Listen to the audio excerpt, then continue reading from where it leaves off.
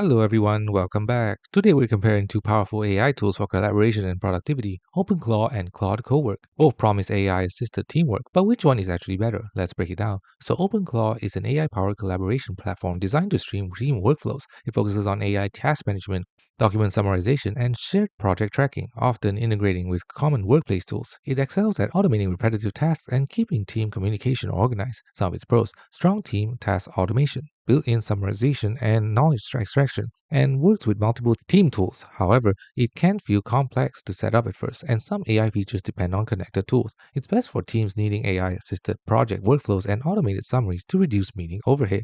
Claude CoWork is Anthropic's answers to AI for collaborative thinking, a shared workspace where multiple users can interact with Claude's agentic reasoning together. It's built for idea generation, guided workflows, and context-rich team conversations that stay in sync with your goals. Some of its pros: excellent conversation context tracking, works well with brainstorming and aligned team thinking, and uses Claude's strong reasoning abilities. However, it's less focused on traditional task and project management, and it may feel like chatting rather than structured work.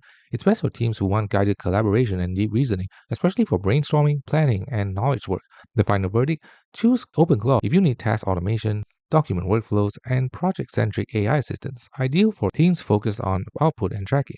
Choose Claude CoWork if you want team brainstorming, context-rich discussion, and aligned reasoning, perfect for ideation, planning, and collaborative thinking. The bottom line: OpenClaw for structured work and automation, and Claude CoWork for intelligent collaboration and reasoning.